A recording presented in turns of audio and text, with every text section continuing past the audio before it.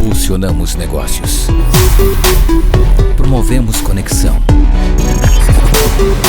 Redefinimos o digital brasileiro. Abradcast, o podcast da Abrad. Sejam muito bem-vindos ao Abradcast. Eu sou a Thaís Raia, sou diretora de empreendedorismo feminino na Abrad São Paulo e fundadora da Raia 3 Propaganda. Hoje comigo, Carol.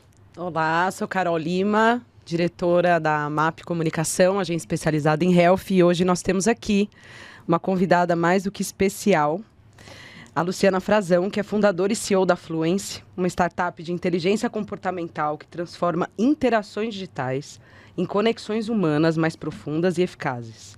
Graduada em desenho industrial pela PUC-Rio e mestre em engenharia mecânica com especialização em robótica pela Universidade de Stanford. Bem-vinda, Luciana. Muito obrigada pelo convite. Estou super animada em ter esse momento de troca com vocês. Legal. E obrigada, Brad. Vai ser incrível. Lu, se apresente, por favor, conta quem é você, um pouquinho da sua história aí para as pessoas. Eu quero que você me apresente, que você me apresenta tão bem. Melhor do que eu mesma. Eu vou pregar a palavra luciânica. Não, mas eu acho difícil te apresentar nas minúcias que você apresenta. Então, a história principal eu prefiro você. Mas o que eu posso dizer é uma mulher empreendedora, uma mulher na tecnologia, num ambiente que é o Vale do Silício, um ambiente super masculino, né? Predominantemente masculino. Que tem uma história completamente fora da curva, que desafiou todas as probabilidades e que fez o seu próprio destino, e eu acho que isso é inspirador. Então, conta um resumo aí de como você chegou até aqui, porque a sua história é muito linda e as pessoas precisam saber dela. Obrigada. Bom, gente, eu sempre falo que não dá pra esconder que eu sou do Rio de Janeiro, né? Porque não dá pra esconder. Não dá, não. Pra esconder, não esconde. Não esconde. Sou do Rio de Janeiro, né? E parte da minha jornada é algo que eu sempre gosto de trazer, porque eu tenho muito orgulho. E, na verdade, eu aprendi a ter orgulho depois que eu fui para os Estados Unidos, porque lá as pessoas começaram a apreciar muito, né? Tudo que eu tive que fazer na vida para conseguir estar lá ocupando o mesmo espaço que eles. Então, eu vim de uma família, enfim, com baixa escolaridade, né? Enfim, uma família bem pobre. E mãe solteira, né? Eu era a filha mais nova, mas eu sempre vi educação como uma forma de transformar a minha realidade, né? Porque para mim era um pouco óbvio, né? A nossa família não tinha condição, né? Era, enfim, um quarto para 5 pessoas e nós tínhamos, né? Vivíamos muito dentro de privações e restrições, mas eu via que as pessoas que tinham faculdade, que tinham, né? Enfim, tiveram algum acesso na vida, não tinham que viver aquilo. Então, para mim, era um pouco óbvio, né? Do caramba, então eu acho que se eu tiver isso, se eu tiver educação, eu consigo chegar em algum lugar. E a minha jornada começou justamente no ensino médio, né? Eu saí da escola municipal para ir para uma escola estadual, que meus irmãos estudaram.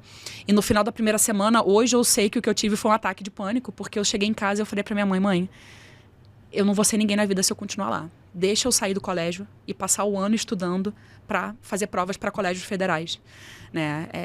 E a minha família não entendeu nada, né? Todo mundo falou, gente, essa menina é doida, você vai tirar ela do colégio para estudar, isso não faz sentido, não faz. E a minha mãe, que também não tinha entendido o que eu quis, mas ela falou, filha, né? Eu confio em você, então faz isso. E eu fiz isso. Quantos anos você tinha? Eu tinha 15 anos. 15 anos, caramba.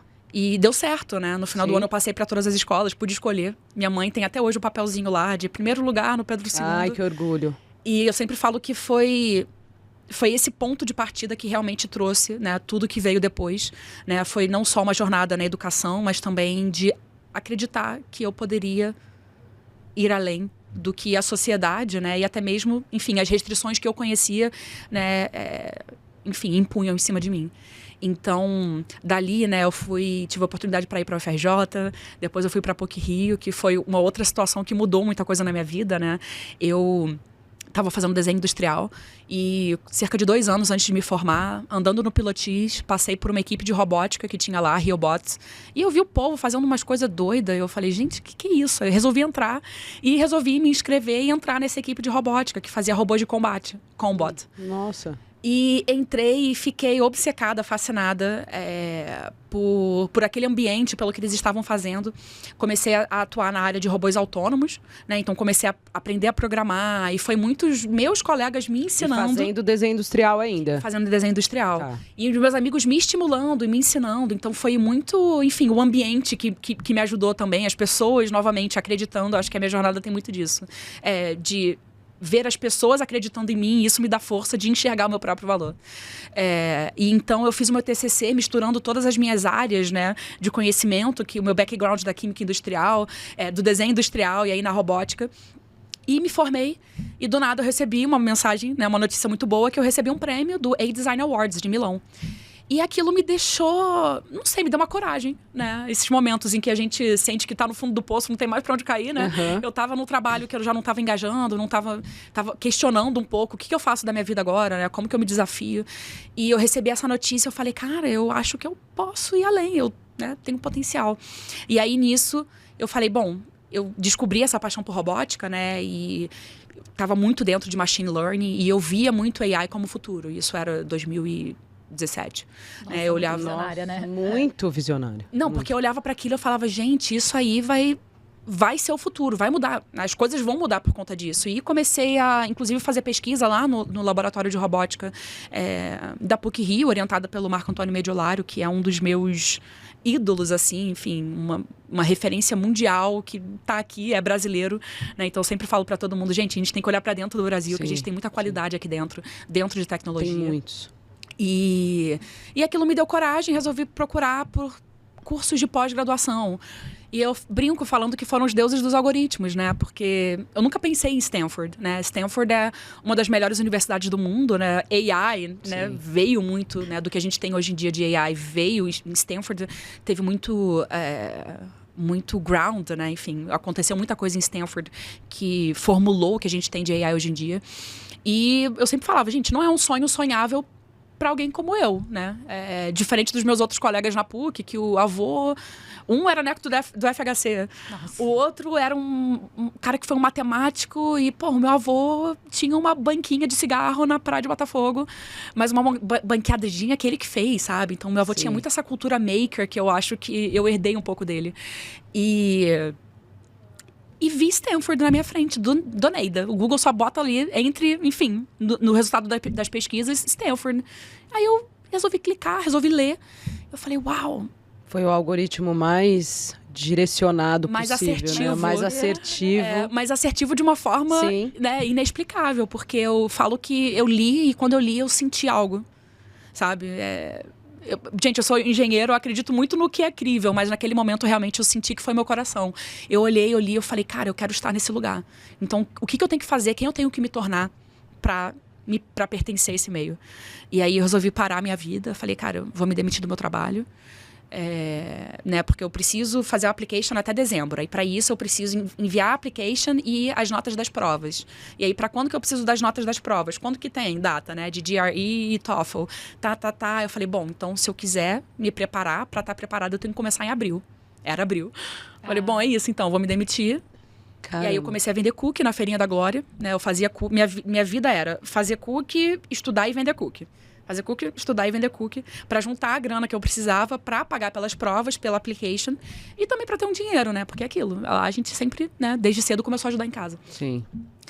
E eu vivia nessa rotina louca, assistindo vídeos de tour em Stanford todo dia antes de dormir. E sentindo gostinho já. Sentindo gostinho, mas também era uma coisa que me estimulava a no dia seguinte acordar cedo e continuar com a rotina do fazer cookie, estudar e vender cookie. E para mim a loucura sempre vai ser ter passado, porque eu acho que a minha intenção era o tentar, né? Eu ficava, cara, se eu não me tentar, eu vou me arrepender pelo resto da vida. Mas eu nunca pensei no passar, tanto que depois eu passei e eu falei, tá, o que eu faço agora? Agora eu vou pra Stanford? Como assim, né? Com o meu inglês, né? Tupiniquim, aprendendo em cima de músicas. Mas o inglês já estava inserido já na sua vida desde muito nova. Você sempre gostou mais de estudar? Eu sempre gostei mais de estudar, né? E eu sempre brinco falando que aprendi inglês com Linkin Park. Né? Eu pegava minha mãe, ela foi secretária no Hospital Público do Rio, né? Então, e na minha época, tá, gente, internet de escada. Eu final de semana, né? Baixava as músicas pelo Kazaa. Não me prendam, gente.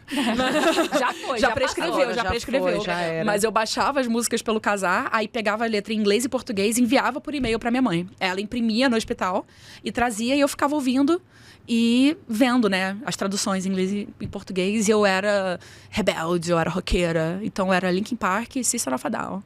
Eram as músicas deles. E aí, com isso, eu fui aprendendo, né? Enfim, vocabulário. Né? Vocabulário você aprendi muito assim. é autodidata mesmo, né, Lu? Eu acho que eu sou. Muito por necessidade. Sim. Fui obrigada, mas sim, essa foi a minha jornada no inglês. Tanto que eu aprendi muito lá. Sim. E eu tinha problemas, inclusive no início, né? De sentir que as pessoas não me entendiam, ou que as pessoas iam rir de mim, do meu sotaque. Mas no final deu muito certo. E, na verdade, Stanford como um todo me abraçou muito. E eles fizeram com que eu me sentisse orgulhosa, né? Dessa jornada que eu tive que percorrer pra estar lá. O que pra mim foi chocante. Ver pessoas tão privilegiadas, assim. O filho do fundador da Nike. Eram pessoas que estão em outra esfera que... Enfim, incompreensível pra mim, ainda até hoje. Mas pessoas que olhavam e falavam, caramba, que incrível, parabéns. E eu ficava, caramba, esse cara acha que incrível. E isso realmente me ajudou a tomar conta da minha própria narrativa. Sim. Mas eu acho que o mais importante é espalhar um pouco essa palavra de esperança, né? Sim. Porque é o Brasil. Sabe, 80% da população brasileira, eu acho que veio desse mesmo background que eu. Uhum. E é muito difícil a gente acreditar. E o restante não tem acesso. E o restante não tem acesso, exatamente. A nada. Nem consegue sonhar com uma realidade dessa. Mas peraí, aí você aplicou para Stanford, você não tinha passado ainda. Não. E aí? O que aconteceu? Não, e aí esqueci, né? Recebi a offer letter, né? Recebi uma notificação. Olha lá, né? Que você recebeu um resultado. E aí eu jurava que era não. Porque no site eles falavam que iam dar a resposta by April, né? Uhum. E pra mim, né, by April era abril e não até abril. Sim. E aí, quando em fevereiro eu recebi esse e-mail, eu falei, não. Eu falei, é não. Aí eu já comecei a sofrer, mas eu não queria ler porque eu não queria aquela rejeição. Falou, vou ter que vender cookie mesmo. Vou ter que fazer meus corres no Rio de Janeiro. E não olhei. Porque é isso, eu não queria lidar com aquele não. E aí teve um dia que eu tava me sentindo melhor, eu falei, quer saber, hoje eu tô pronta pra ser rejeitada. Aí entrei lá, abro a carta, tá um congratulations. E eu tive que ler 3 vezes e eu comecei a gritar, minha reação foi gritar.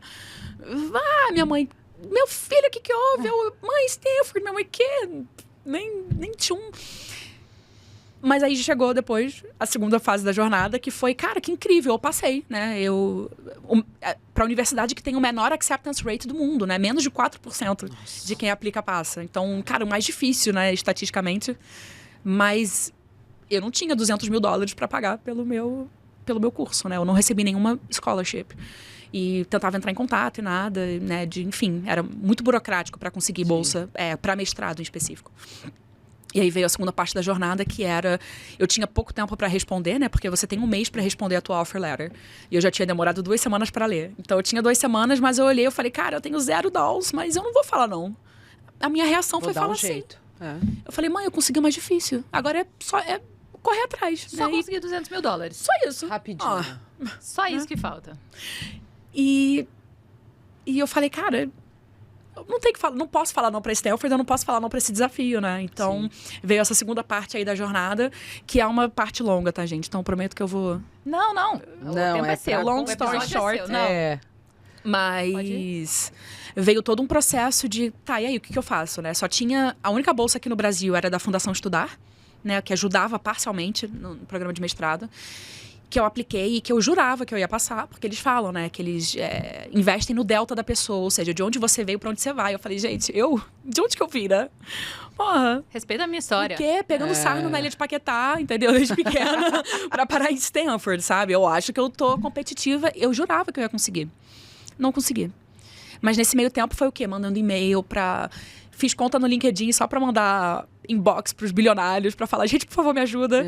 E era eu batendo na porta de instituição filantrópica no Rio, enviando e-mail, enviando mensagem, contando a minha história, falando, gente, por favor, aonde que eu consigo? E isso, de certa forma, acabou me levando pro Quem Quer Ser o Milionário. Né? E fui lá e consegui parte, né, do valor da bolsa. E a outra parte, na verdade, foi um bom encontro, né, que fez com que culminasse de eu estar no lugar certo, na hora certa, onde eu conheci o meu mentor, que tornou esse sonho possível nos 45 do segundo tempo. Enfim, tinha 2 meses, né, para enviar documentação, para ter tudo. E quando eu literalmente perdi a esperança, falei, bom, é isso, eu fiz tudo que eu podia fazer, não consegui, a solução surgiu, né? Então, por muitas vezes a gente não vê solução para as coisas, né? Mas por muitas vezes elas vêm justamente desses caminhos inesperados. E por isso que eu sempre gosto de falar um pouco sobre manter a esperança viva, sabe? Porque por muitas vezes ela vem quando você não está esperando, né? Então, se você não fizer nada, ela não vai vir. E essa pessoa que fez por você já tinha recebido esse tipo de benefício de alguém no passado, quando precisou também, não foi? Sim, eu fui gravar o Quem Quer Ser o Milionário numa semana e eu precisava de 500 mil reais, saí com 50, saí com 10% e eu saí do programa, eu já entrei em depressão. Porque eu falei, bom, o único jeito que eu ia conseguir 500 mil reais, gente, era num programa de TV. Não consegui, então não vou conseguir e acabou. E eu saí de lá e foi esse momento que eu desisti. Falei, bom, né, depois de meses, foram 4 meses tentando e nada. E a única solução que surgiu não resolveu o meu problema. E aí eu saí do programa e eu falei, bom. E era eu embaixo das cobertas, chorando e não tinha o que fazer. E a minha mãe ficou um pouco desesperada, porque ela falava, cara, eu nem sei como te ajudar, eu nem sei, né, qual que é o problema que você está enfrentando. Então, para ela era um pouco desesperador me ver naquele estado e sem saber nem o porquê que eu estava sofrendo. E na semana, gente, literalmente semana seguinte do que eu saí do programa, né, teve um evento para comemorar os 50 anos do setor que a minha mãe trabalhava. Ela já está aposentada, foi funcionária pública, né, a vida inteira. Ela era secretária do setor de cirurgia endovascular do Hospital Federal da Lagoa. E eram 50 anos desse setor de cirurgia endovascular. E muitas pessoas que passaram pelo setor iam estar nessa festa. O médico que fundou o setor ia receber uma homenagem. E eu fui como acompanhante dela. Eu falei, mãe, tô mal, vou pelo menos, né? Era num hotel chique. Uma festinha, né? Vamos e bebes, né? Tá, pra quem tá mal, né? Não vamos. Não. Beber até cair. Então, eu cheguei lá, eu falei, mãe, olha, vai falar com seus amigos, eu vou ficar aqui sentada, comendo e bebendo, não se prenda por mim. Me deixa aqui. E de barriga cheia, melhor que sofrer de barriga cheia, né? É melhor. E ela foi embora e passou-se questão de 1 hora, assim. Ela ficou um bom tempo lá, rodando, falando com as pessoas. E aí, daqui a pouco, minha mãe chegou e falou, essa é a minha filha. E aí eu olhei, era esse senhor, né, que me perguntou, você disse que sim na sua acceptance letter? Eu, o quê? Você disse que sim, bem enfático. E eu disse que sim, eu achei que eu ia conseguir uma bolsa, eu não consegui. Ele, não, você vai para Stanford, você tem que ir. Aí ele comentou, né, que nos anos 80 ele também passou para business school, né, para GSB. A família dele não tinha como pagar, mas alguém ajudou ele na época. E uma das coisas que essa pessoa pediu para ele em troca era que algum dia ele ajudasse alguém, né, ele passasse à frente. E ele falou, e eu tô passando adiante para você e a única coisa que eu te peço em troca é isso também, que quando você tiver a oportunidade, você vai ter de ajudar alguém que você... Caramba. Enfim, Eu só tinha uma coisa. função que era não chorar nesse episódio. Eu tô já quase. tá difícil. Então, Já tá difícil. vamos indo, então. Vamos tentar. Né? A gente continua, muito bom. É. Muito bonito, Lu, realmente. Mas Não, e depois, inacreditável. Não, inacreditável, mas também é tão bom ver como que a nossa sociedade é rica. E eu não tô falando de dinheiro, né? Sim. É rica de empatia, é rica de amor ao próximo. E eu acho que é esse tipo de coisa que... Um dos motivos que eu gosto de compartilhar a minha história é para deixar as pessoas cientes disso, né? Gente, a gente tem tanto para ajudar um ao outro. Obviamente que essa foi a grande ajuda que mudou muito o curso da minha vida, mas obviamente eu tive muitas outras ajudas, mais de cunho moral e de apoio, que me ajudaram a chegar naquele momento, né? Se não fossem esses outros sistemas de suporte, eu não estaria ali precisando dessa super ajuda que, cara, era ir para Stanford, né? E obviamente que ele me deu o ultimate help, né? Mas até lá foram tantas pessoas ao longo da minha jornada que acreditaram em mim, que botaram fé. E ele, que obviamente também botou fé, né? Baseado no que ele entendeu e que ele viu que eu tive que fazer para chegar ali naquele momento, né? Porque para ele era impressionante uma pessoa vindo de escola pública ter passado por um mestrado em robótica. E ter ficado 1 ano estudando sozinha, né? Que isso também é fantástico. Muita gente paga ano? consultoria, né? Enfim. Aos 15 Aos já 15 foi o primeiro, já foi o e primeiro, depois toda essa trajetória quando Sim. você foi aplicar também, né? Então, a gente tem que olhar para o lado, a gente tem que estender a mão e por muitas vezes é isso, não é você pagando um curso de $200 mil para alguém, né? É apenas sendo uma fonte de suporte Sim. e carinho, isso já muda realidades e Com certeza. mudou a minha.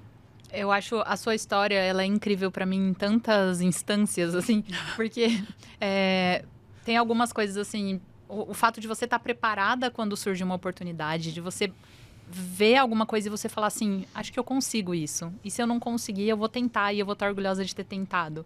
E tudo que você abriu mão e a forma como você projetou a tua rotina, a sua vida, as coisas que você abriu mão, né? Eu tenho certeza que você abriu mão de estar com pessoas, de fazer programas, de, tipo, numa época em que você é jovem. De ser jovem. Né? Abri muito mão de ser jovem, com certeza. Abriu muito mão de ser jovem. Sim. E, tipo, cara, e daí o fato de verbalizar os seus sonhos, o quanto é importante isso, porque pensa só, se não fosse a sua mãe falando com todo mundo, né, passando isso pra frente, se não fosse você ter dito pra todo mundo, tanto de porta que você bateu, tanto de e-mail que você mandou, pessoas que você conversou, e quando as pessoas sabem onde você quer chegar, é mais fácil elas te ajudarem. Sim. E elas querem ajudar quem tá fazendo por si também. Então, assim, pô, olha o tanto que ela fez sozinha. Se eu puder só continuar aqui Só colocar o cavalinho selado na frente dela que ela vai subir nele e tá tudo certo, E né? por muitas vezes é isso, né? O verbalizar, é o falar.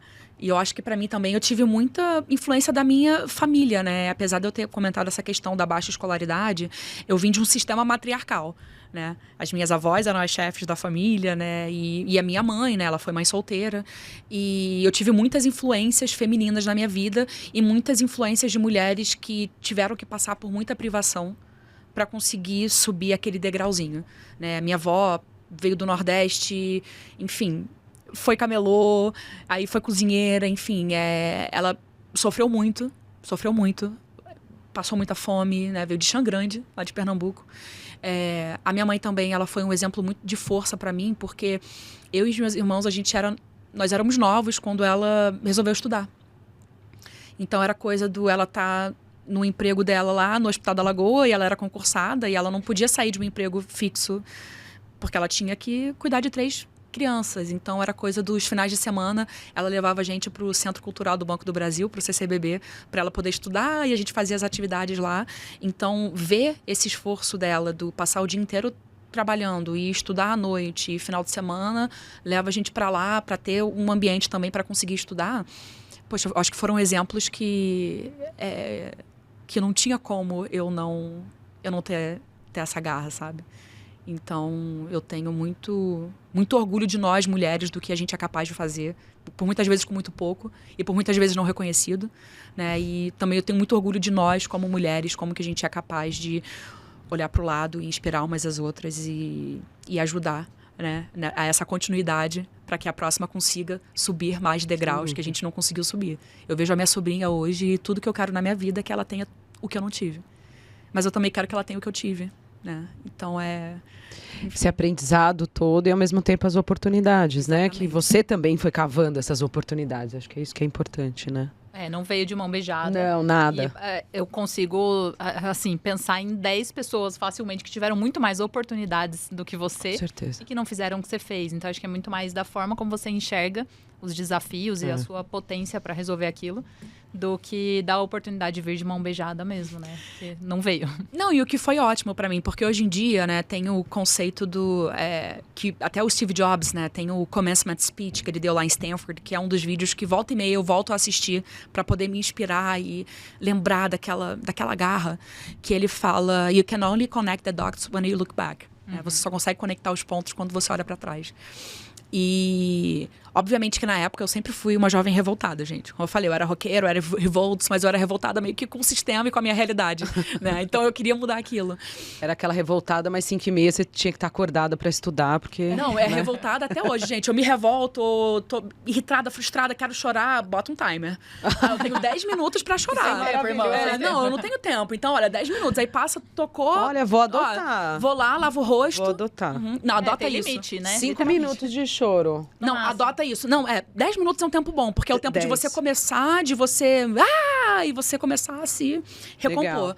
E misture isso com colocar as costas na parede e ir chorando devagarzinho quando você desce pro chão, gente. Tipo olha, Helena. Tipo Helena. Manuel Carlos. Muda vidas. Entendi. Quando eu comecei a fazer isso, porque chega um momento que você fala, eu sou ridícula. E aí você ri com você Boa, mesma. boa. No final da parede, quando Maravilhoso. encosta a bunda no chão, você já tá rindo de você mesmo. Porque eu sou uma idiota. Você tá fazendo uma cena sozinha, desesperada, e não precisa, né? Não precisa. Mas Ou é precisa. maravilhoso. Mas Ou é meio que você se precisa. auto-animando. Aí, ó. Não, é muito Porque nós bom. temos que ser... lógico. Tem seu valor. Mulher, a gente tem que ser multifuncional. A gente tem que se fazer sofrer e também se colocar pra cima. E tem que sofrer com classe, né? Se for pra sofrer, que sofra com classe. É isso. Exatamente. E quando eu faço... Produtividade. E produtividade. Porque tem que ter tempo pra sofrer. E quando eu faço isso do olhar pra trás e conectar os pontos e, bom, fui pra Stanford, né, em 2019, terminei meu mestrado em 2021, entrei em uma das maiores empresas do mundo. Que, né, Chegou na pandemia, né? Cheguei logo antes. Eu peguei ainda 2 quarters antes, de vida no campus, aí depois o ano seguinte foi Walking Dead. Walking Dead. E tive a oportunidade de trabalhar, né, para a Anheuser-Busch InBev, que é a maior cervejaria do mundo. Fui gestora global de inovação tecnológica lá, olhando para as áreas comerciais no continente americano. E depois desse tempo, por que não sofrer um pouquinho mais, né? Se a gente pode causar um alto sofrimento. Resolvi começar essa jornada empreendedora, que é caótica, que é enlouquecedora. E isso eu sei que vocês entendem, né? Bem esse sentimento. Eu acho super tranquilo, você não acha? Ah, pra mim é de boa. É de boa. Então tá bom. Tem uma parede aqui, gente, pra encostar. Vamos chorar. Mas olhando muito de tudo que eu tive que aprender sozinha e lidar, até mesmo nessa parte de autoconhecimento, de resiliência, eu tô tendo que empregar muito agora na jornada empreendedora. Sim. Então é quase que que bom que eu tive esse treinamento, esse intensivão da vida, né? Que agora realmente está me ajudando a lidar com esses percalços, pensar em soluções de forma criativa, inovadora. Putz, eu preciso disso, mas não tenho dinheiro, e aí faço como? Né? Como que eu faço um milionário? Então... Tem na porta do médico, né? De novo. Viu? Agora eu tô abrindo minha empresa. Eu tô abrindo uma empresa agora. Assistencialismo. Você não pode. O resto da vida. Certo. Então é isso. Então é isso, né? Então, Batem posta, gente. Encerrado o episódio. Não, brincadeira. Legal. E aí, vamos falar da sua empresa, então. Aí você criou a Fluence. Você já tinha se formado no mestrado? Já tinha me formado, eu me formei em 2021. Eu fiz uma pesquisa em Human Intent Analysis. Então, basicamente, entender as intenções humanas, né, baseadas em históricos passados, para poder fazer uma certa predição do que a pessoa vai fazer em seguida. A minha pesquisa era muito focada em gait analysis, né? Então, análise de passada, por exemplo, que era justamente para ajudar exoesqueletos a ter self-balancing, né? E entender jornadas em cima de treinamento humano, né? Então, não aquela coisa robotizada, mas realmente uma passada humana. E eu fui trabalhar para AB InBev e, cara, 2023, no meio do boom de AI, né? De Generative AI.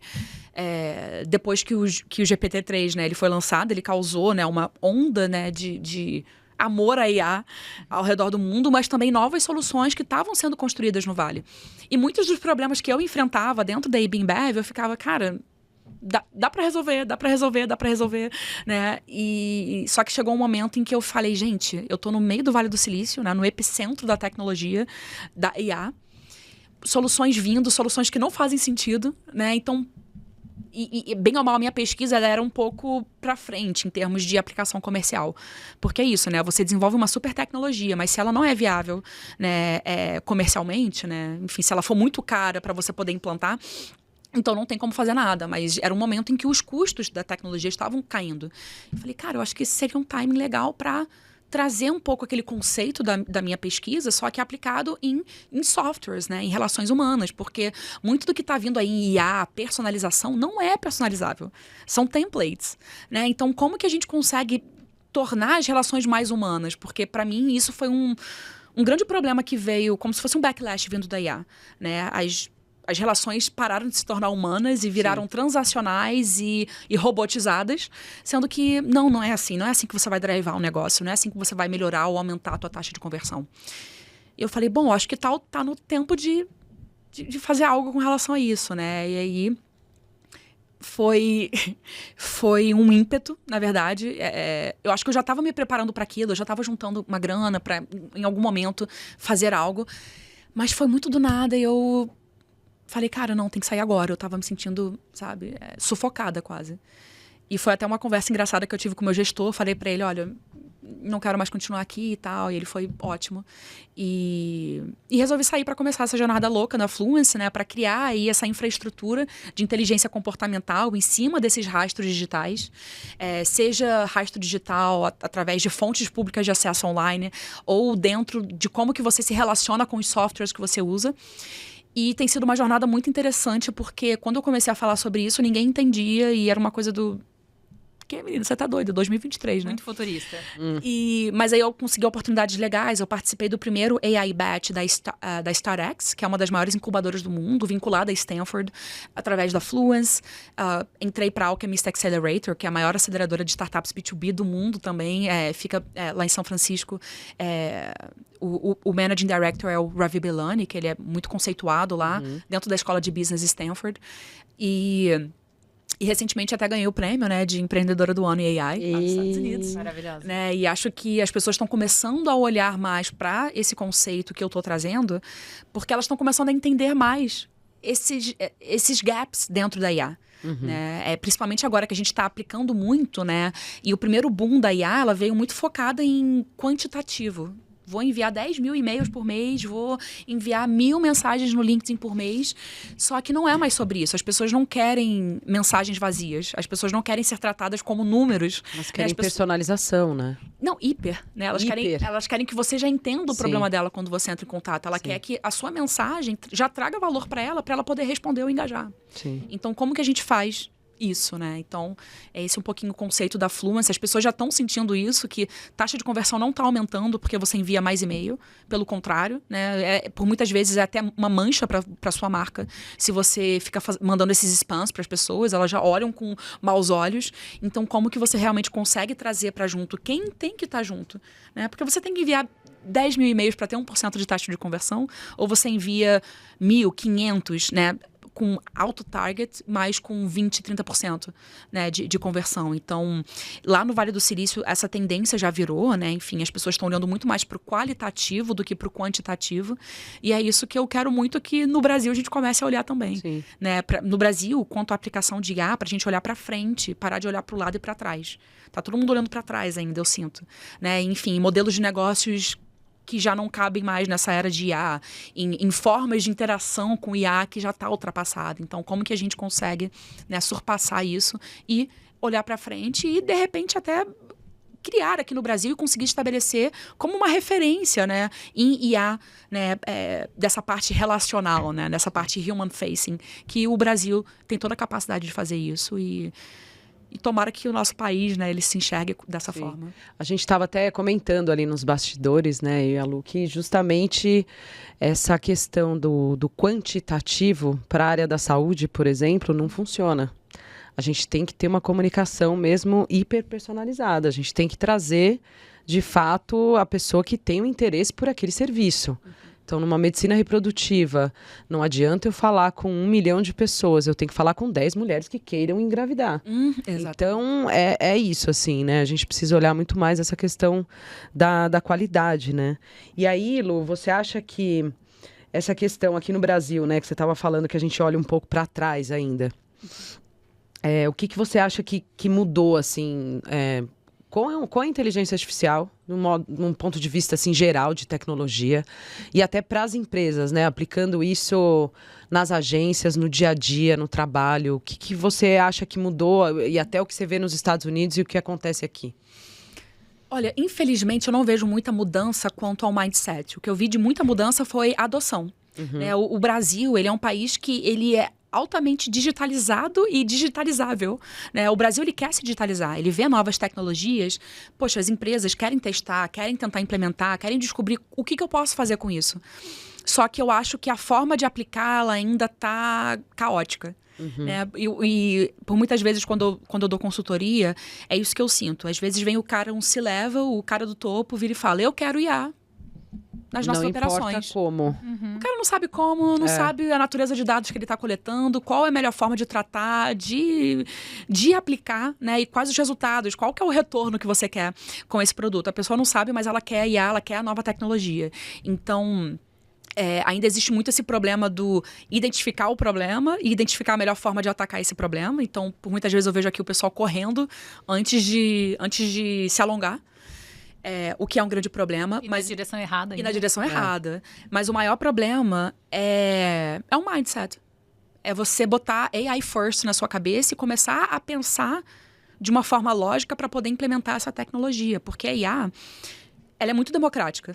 Você não precisa ser formada em Stanford para conseguir desenvolver algo que vai resolver o seu problema. Mas você precisa entender qual que é o problema que você tem, qual que é a raiz e a natureza dele e como resolver. Porque se você não entender esse básico, a IA não vai te ajudar. É a lógica antes, né? Não é a IA antes. Exatamente, é a lógica antes, mas a lógica tendo em mente que, não, eu vou pensar numa solução IA. Eu quero uma solução IA, mas pensar de fato nessa lógica, que é muito a parte da lógica da programação e até mesmo, né, de sistemas. Então, uma coisa que eu tenho me animado muito é justamente ver como que as empresas aqui já estão, né, planejando e adotando IA. Eu acho que eu vi uma projeção que até 2030, né, 80% das empresas no Brasil elas já querem ter pipelines, né, com IA, o que é muito animador, até porque a gente está num momento agora em que não tem como fugir da IA. Diferente de outras tecnologias que foram muito hyped, né, muito tendências, tipo um metaverso, cripto.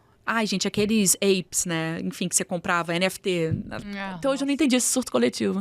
Mas algumas tecnologias que vêm, que são muito hypadas, mas que realmente não trazem impacto e que acabam morrendo e você só colocou muita grana em nada. Mas a IA é diferente. Ela veio para ficar e, na verdade, a tendência é que ela fique cada vez mais, né? Conforme a tecnologia ela avance, mas também ela se torne mais barata, né? Então, mais acessível. Aderir a IA não é uma opção, então. Não é uma opção. É aquele velho ditado, né? Você não vai necessariamente ser substituído pela IA, que é o que muita gente acha. Você não vai ser substituído pela IA, mas você vai ser substituído por alguém que aplica IA, né? Eu ia chegar nesse ponto mesmo, porque o grande medo das pessoas, né, é justamente esse, eu vou ser substituído por IA. Mas eu lembro quando começou a internet, saiu da discada e tudo isso, e as coisas vão mudando e as coisas vão evoluindo. Exatamente. Né? Então, de fato, não tem como roubar empregos, né? Não, eu acho não que tem. Não tem Na verdade, como. novos empregos serão criados, né? Eu sempre até uso o exemplo da minha mãe. A minha mãe, quando ela foi concursada e passou para o Hospital Federal da Lagoa, ela era uma datilógrafa. Nossa. E aí veio o computador. E a datilografia morreu. Aí o que ela fez? Ela fez lá o curso e tal e virou secretária. Então começou a fazer o que ela fazia na máquina de escrever, mas no computador. Ou seja, uma profissão morreu, mas outras foram criadas em cima daquilo. Então houve uma parte de adaptação, que é o que vai vir agora. E eu ouço muito, inclusive, medo por parte das agências de adotar IA. Por muitas vezes por medo, né, de perder o emprego e aí uma pessoa vai fazer o que eu fazia antes, mas também por uma questão do modelo de negócios. Né, porque por conta da cobrança, né, que hoje em dia é muito homem-hora. A gente conversou sobre isso brevemente, né, que eu até falei sobre o modelo de negócios, né, na era da IA, porque os negócios eles vão ter que se remodelar. Né? Por muitas vezes eles não querem adotar essa tecnologia porque, mas aí em vez de 10 horas eu vou gastar 3 e como que eu justifico isso? E aí eu vou ganhar menos porque eu tô gastando menos horas. Mas então você tem que continuar cobrando em cima de horas, tendo em vista que o ways of work, né, a forma de trabalhar, a forma de entregar, inclusive a qualidade mudou. Não, né, enfim, o modelo de monetização ele tem que ser outro. Né? No Vale a gente vê muito isso, que o modelo ele mudou de as pessoas cobrarem por hora para cobrar por entregável. Então, se você demora 10 horas para fazer uma peça X, ao invés de você fazer o budget em cima de quantas horas você gasta naquela peça, você vai falar, essa peça custa tanto. Né? Se você ganhar em produtividade, você ganha em lucro. Exatamente. Aí você tem um aumento na sua margem de lucro, que é ótimo, né? Ainda mais nessa área de serviços, né? Que a margem de lucro ela tende a ser inferior, né? A de software, por exemplo. É bom porque você ganhou, né? Em margem de lucro. Então, lá no Vale tem muitos modelos em que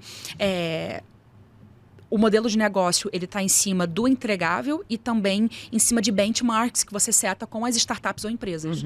Então, qual que é o teu OKR para essa peça? O que você quer fazer? Você quer drivar mais, ter aumento de 20% no teu website? Você quer aumentar o teu click-through rate? Você quer aumentar leads qualificados, né? Inbounds? O que você quer? E vocês setam e aí o que vier acima disso vem uma bonificação.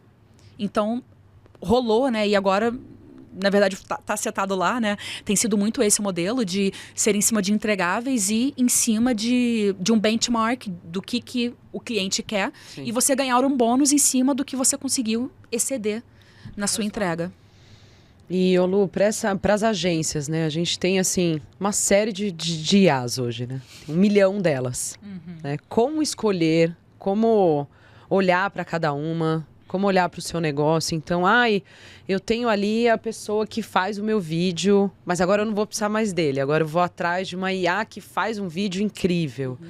Não, eu vou recortar a imagem. Então, como escolher isso? Como entender, né, qual que é o melhor modelo para a sua agência, para o seu negócio? Não, e essa é uma ótima pergunta, porque o que mais tem hoje em dia é ferramenta de IA, né? Então, Sim. como que eu priorizo e identifico o que eu preciso? Acho que uma coisa que também é interessante da IA é não tente adequar a tua forma de trabalho à ferramenta. Não, a ferramenta ela tem que entrar e se encaixar dentro da forma como você já trabalha, mas também qual é o seu gargalo. Porque vão ter agências que vão ter mais gargalo, né, e mais problemas na geração de briefing, ou então, dependendo do que eles forem entregar de um storyboard, ou geração de vídeo, né, porque gasta muita grana.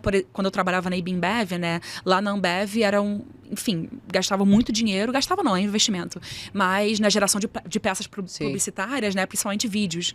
Então é vídeo, aonde que está o seu gargalo específico para identificar, qual ferramenta que você precisa incorporar. Os LLMs básicos, né, que são o ChatGPT, o Gemini e o Claude, da Anthropic, eles têm que ser o seu carro-chefe de entrada para IA, né? Enfim, começar a dialogar com eles mesmos, conversar, né? O que a gente, inclusive, chama de engenharia de prompt, né? Quando você conversa, né? Você está colocando um prompt dentro daquele sistema. E quando você coloca esse prompt, você se comunica com aquela IA, você tem que entender que ela não sabe de tudo. E até o que eu falo para minha mãe, olha, vai falar com o ChatGPT, fala como se você estivesse falando com a minha sobrinha de 5 anos. Você tem que descrever o que você precisa. Você tem que explicar o que você precisa e como você precisa. Você quer um PDF? Você quer um Word document? Você quer uma imagem? Né? Então, você tem que dar contexto. Né? O contexto é a mãe da IA. Então, se você não dá contexto e dado de qualidade, você não vai ter qualidade no final. O ChatGPT ele é muito bom para coisas em geral. Então, você quer entender como parafusar uma parede, como montar um tripé de uma câmera, enfim. O ChatGPT, ele vai ter, enfim... pesquisas, assim, em geral. Pesquisas. Ainda mais agora que eles estão com o modo pesquisa neles, né? Que até traz fontes fidedignas. Então, não é só em cima de potenciais alucinações e invenções da própria máquina. Então, ele é muito bom para isso. O Claude, ele é muito bom para geração de texto. Assim, mas textos longos.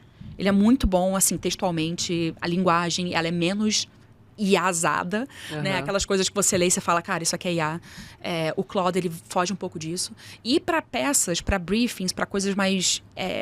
que permeiam até o criativo, cara, o Gemini, ele é muito bom. Mas a coisa mais legal da IA é que você pode perguntar para a própria IA como que ela pode te ajudar e qual é a melhor. Né? O Claude, por exemplo, ele é muito honesto. Então, se tem alguma coisa que ele não é tão bom, ele vai falar, não, o ChatGPT, eu uso o Gemini para isso. Olha, legal. Então, se você não sabe o que fazer ou como utilizar a IA, pergunta para a IA. Pergunta para um LLM, cara, como que eu posso melhorar a minha geração de briefing? Como que eu posso criar um vídeo muito bom? Ela já vai te dar informações, né? Mas eu sempre gosto de dar algumas dicas, né, de algumas ferramentas que são fáceis de usar e também muito acionáveis para algumas partes, né, do fluxo de trabalho. Então, até mesmo quando eu falo muito dessa parte de geração de peças, né, de briefing, cara, o Jasper AI, ele é muito bom, até porque ele não é bem um LLM, né, mas ele é uma IA que é altamente treinada nisso, que é para marqueteiros. Então, ele consegue entender muito o contexto do qual tipo de impacto que você quer trazer, qual tipo de conversão, qual que é o objetivo, né? Qual que é o contexto dessa empresa, né? E coisas afins. Ele consegue realmente maturar e trazer a resposta ideal de acordo com o teu contexto. O Copy AI também é muito bom para geração de imagem. O Midjourney também ele é muito bom para geração de mapas, para storyboard, né? Para mapas mentais, para essa parte de briefing e debriefing. Imagem, DALL-E. Então, se você tem uma conta... Gente, $20 no ChatGPT é um investimento, tá? Não tá caro. Vale muito a pena, porque você tem acesso também ao DALL-E, né? Para gerar imagens. Ao Sora, para poder gerar vídeo. Se bem que eu tinha visto que eles saíram do ar, não sei se ainda tá fora. Mas o Sora. E o mais importante são os seus GPTs customizáveis, né? Você consegue criar agentes específicos para coisas específicas. Então, se você quiser fazer um agente para briefing, você dá ali o prompt dele, você consegue colocar referências para ele poder te ajudar em criação de briefings ou de imagens. Enfim, você consegue ter um agente que vai te ajudar exatamente no que você precisa só ali. Você não precisa nem trazer, enfim, outras AIs externas. Ele já vai suprir, pelo menos, a parte básica, né? Então, geração de imagem ali com ele, com Google Images também é muito bom. Vídeo, pica, muito bom. Que mais? Isso foi um teste com você. Eu sabia que ela ia rir. Eu nem olhei pra ela. Vocês estão cortando. Não tem como. Não tem como não ir. Tá. Ok. Ok. Não, mas ele é um gerador de... Não, mas, gente, terceirão pra vida. Né? Não, mas ele é porque os apps chineses, eles escolhem nomes bem, né? Ainda mais pra brasileiro, sabe? Não, e brasileiro é tudo segunda, terceira série no máximo, né? A gente já tira sarro de tudo. Mas é bom demais, né? É muito bom. É muito bom, cara. Por isso que ninguém consegue vencer a gente em campeonato de meme. Portugal tentou. Não consegue. Não conseguiu. Não consegue. Ô, Lu, e pensando... Ah, perdão, vai. Não, eu ia comentar, né, desses... Tem o... acho que é Lighter, também para geração de vídeo, que é muito bom, mas, enfim, existem já ferramentas que você consegue ou usar versão gratuita ou pagar um valor módico para testar e já ter resultados muito bons, mas o ideal é o quê? É testar para ver se realmente é o melhor e o adequado para você. Eu acho que entender o que você quer primeiro, né? Entender o que você quer. Falou primeiro, para não sair assinando um monte de coisa quando vem lá a conta no cartão. Não, e para realmente ter retorno. $20 de cada um. Não, e para realmente ter algo que seja eficiente e eficaz. Que use. E, gente, na área criativa, cara, a IA, ela não tem como fazer o que vocês fazem. Né? Ela não tem como fazer o que vocês fazem. A IA não é criativa. Né? Tudo que ela gera é em cima de informações, de dados, né? De conhecimentos passados. Então, pensar fora da caixa, pensar em analogias, em anáforas, enfim, ele não tem esse pensamento criativo que vocês têm. Então, realmente, é uma ferramenta que está ali para te auxiliar, principalmente na parte do trabalho, onde você acaba gastando, né, demandando mais tempo, mas mais para otimizar, mas no final, cara, a governança ela é feita pelo humano. Não tem como aprovar uma peça sem olhar, enfim. A IA não tá lá ainda e tá muito aquém. Algumas pessoas dizem que a gente já vai ter um IA que... Não vai. Então, se vocês não trabalharem de forma colaborativa com a IA, ela não vai conseguir entregar nada. Então, é um parceiro mesmo. É isso que eu ia perguntar também. O que a gente vai ter? O que, né, a gente está olhando hoje para passado e como você enxerga que vão ser os próximos passos? O que a gente tem que ter no radar? O que não pode ignorar agora e como a gente se prepara para esse futuro? Essa pergunta é difícil, porque como se preparar para o futuro que é tão inesperado, né? A tecnologia está evoluindo de uma forma que a gente não tem como mensurar ou entender. Né? Até vendo o impacto do DeepSeek, por exemplo. Ele causou um impacto de 1 trilhão na Bolsa Americana. E justamente porque foi uma startup que surgiu do nada, com um valor muito inferior ao que as Big Techs americanas estavam investindo no treinamento de LLMs e que causou um super impacto do caramba, uma startup tão pequena conseguiu gerar um LLM com tanta qualidade. Então, o nosso próximo estágio de evolução da IA, quando ela foi teorizada há 50 anos atrás, é o de Artificial General Intelligence. Atualmente a gente está no estágio 1, né, o de Artificial Narrow Intelligence, da IA estreita, e que é justamente essa fase inicial de Machine Learning, que é onde a gente precisa de Big Data, né, de dados e dados para fazer esses treinamentos. Agora, no Vale do Silício, a gente fala que a gente está no The-Between Times. A gente está justamente no momento em que o estágio 1 está altamente saturado, então não tem muito o que de valor ser extraído do estágio 1, mas o estágio 2 vai chegar a qualquer momento. Elon Musk falou que, e Sam Altman falaram que a gente chegaria até ainda esse ano. Outros pesquisadores já acham que é algo entre 5 e 10 anos, mas a AGI está para acontecer. E como em tudo em tecnologia, quando surgir, ela não vai pedir permissão, não vai bater na porta, ela só vai chegar. Então a AGI tá para surgir em algum momento, tá? Imagino que 2026, 2027. E quando ela chegar, aí sim, aí ela vai estar ainda mais presente na nossa vida. Então, se a gente já não conseguiu fugir agora, a gente não vai conseguir chegar quando esse estágio, né, de inteligência geral, né, que vai realmente conseguir conectar pontos, né, pensar em diferentes esferas ao mesmo tempo, vai ser mais similar ao cérebro humano, né? Quando esse estágio e essa máquina tiver essa inteligência, aí realmente a gente não vai conseguir fugir. Meu Deus. Assustada um pouco. Um pouco. E aí, numa dessa, a gente não precisa da curadoria humana ou você acha que a gente ainda vai precisar? Como é que você enxerga? Ai, gente, olha, realmente, quando esse estágio chegar, não vai precisar tanto de uma curadoria humana, porque um dos objetivos da AGI vai ser justamente o processo de autoconhecimento e de autoentendimento do que fazer para chegar ao objetivo. Que nem muito do que eu fiz, né? Do cara, eu quero passar para Stanford, eu tenho que fazer o quê? Eu tenho que estudar o quê? Como que eu estudo? Aí ela vai conseguir por si só identificar isso, identificar Decisões. o que ela precisa fazer, como que ela toma decisões e qual que é o roadmap que ela tem que seguir para atingir aquele objetivo. Então, de fato, o prompt humano ele vai ser muito inferior do que é agora. As coisas vão mudar, sim. Agora, mudar como? Mudar para onde? Difícil prever, né? Difícil identificar. Mas que o ideal é justamente a gente começar a tornar a IA a nossa aliada agora, para que, quando o momento em que a IA chegar, a gente saber a melhor forma de utilizar essas ferramentas para poder ajudar no andamento do nosso trabalho vai ser essencial. Então, do lado das agências, né, entender, cara, como que eu faço essa IA ter uma capacidade de entender, fazer pesquisa de mercado, entender a necessidade, entender o posicionamento dessa marca e qual tipo de conteúdo que precisa ser gerado, né? E isso vai vir muito do lado humano, mas realmente, após um dado treinamento, a máquina ela já vai conseguir ter esse entendimento. Então, acho que o que a gente vai ganhar muito vai ser, por exemplo, ter a Thais AI, ou TAIs, onde você vai ter o seu próprio agente, que vai ser o teu digital twin, né? Ele vai ser como se fosse uma versão AI sua, onde ele vai conseguir gerar o que você gera e, de certa forma, você vai ganhar, porque ele está trabalhando, né? Ele está gerando em cima de todo o conhecimento e toda a dinâmica que tem dentro da cabeça da Thais. Então, né, você vai conseguir monetizar em cima disso. A forma, novamente, modelos de negócio vão mudar, a forma como a gente trabalha vai mudar completamente. Mas se a gente não começar a adotar e entender a melhor forma de fazer parceria com essa tecnologia agora, quando esse estágio chegar, então realmente vai ser muito complicado correr atrás. Sim. Eu vi um educador, não me lembro qual exatamente, umas 2 semanas atrás, ele falando que o GPT emburrece as pessoas. Sim. Porque as pessoas hoje estão respondendo e-mails, WhatsApp, pelo GPT, né? Eu acredito nisso. Por meio do GPT. O que você acha dessa frase dele? É que eu não me lembro quem falou isso agora, mas assim, emburrece mesmo as pessoas? Emburrece, e porque infelizmente, bom, seres humanos nós somos o quê? Preguiçosos, né, Sim. gente? A gente cria novas tecnologias para facilitar a nossa vida, né? E desde a roda. Sim.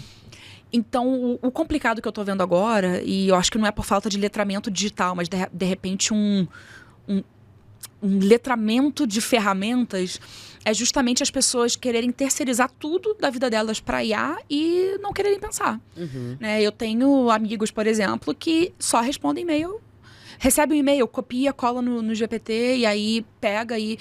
Sendo que, olha, eu não vou mentir, eu respondo e-mails, às vezes, dependendo do e-mail, né? Se é um e-mail que eu tô, cara, não tem que pensar. Eu vou ler o e-mail, eu escrevo a resposta. Aí eu coloco lá, olha, respondendo esse e-mail aqui, o que você acha? Uma segunda opinião, pra ele melhorar o que eu fiz, porque é isso que a IA tem que fazer, gente. E até uma Ela revisão, né? Uma revisão ortográfica, uma coisinha ou outra pra você não deixar passar. Ou pra trazer mais clareza. Sim. E é isso que a IA tem que fazer, ela tem que te ajudar e não ser uma muleta. Né? Então, eu acredito que está emborrecendo sim, porque eu vejo pessoas que diminuíram a qualidade de trabalho delas por conta da IA, por terceirizar para a IA. E o que me assusta, na verdade, é a próxima geração. Uhum. Então, vai pensar na minha sobrinha de 5 anos agora, que já cresceu com a internet, que mal sabe ler, mas ela sabe exatamente como achar o vídeo no celular da minha irmã. E ela vai crescer com a IA. E como que isso vai afetar?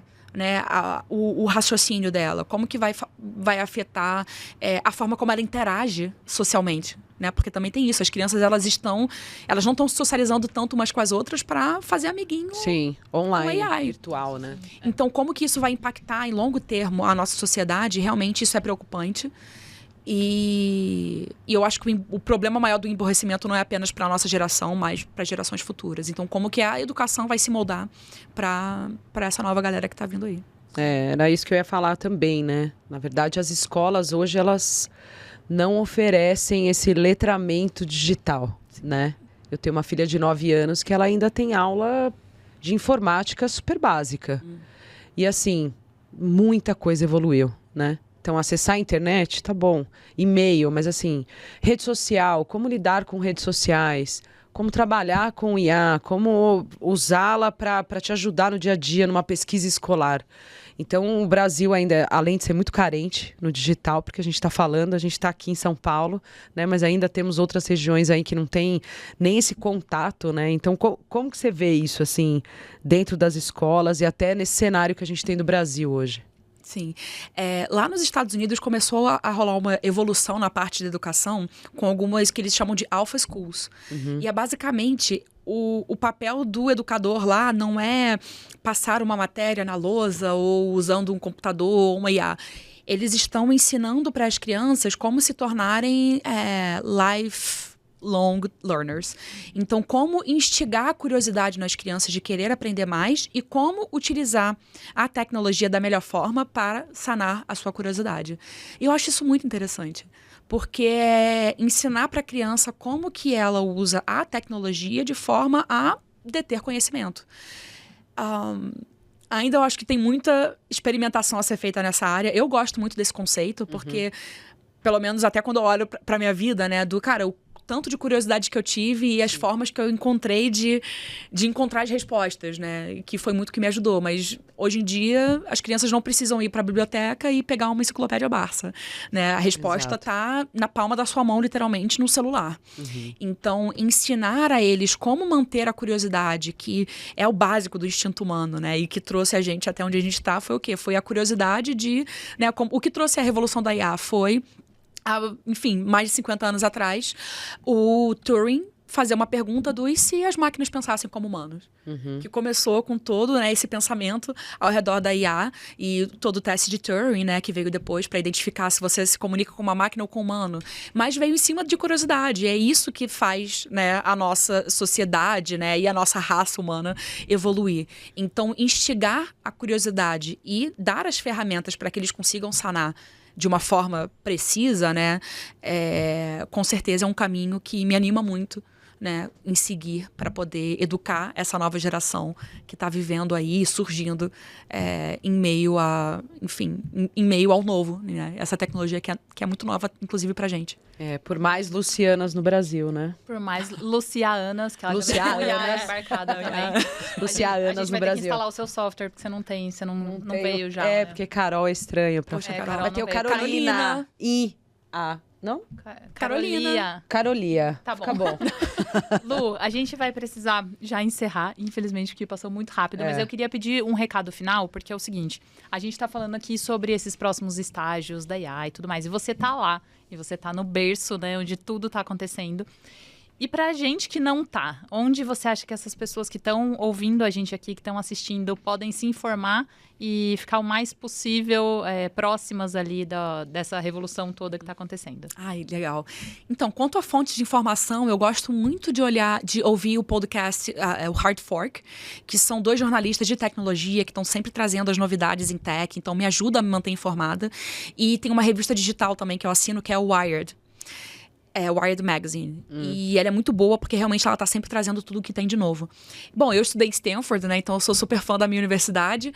O Human Centric AI, o HAI, né? Traz muita informação também sobre o que está acontecendo de novo em termos de pesquisa. E a pesquisa, ela sempre indica o caminho, algo que vai surgir no futuro. Porque o que está a nível de pesquisa agora é o que precisa ser desenvolvido, que não está ainda comercialmente viável, mas que em algum momento vai ser e vai mudar e revolucionar muita coisa. Então, quanto a fontes, essas 3 são fontes que eu gosto muito.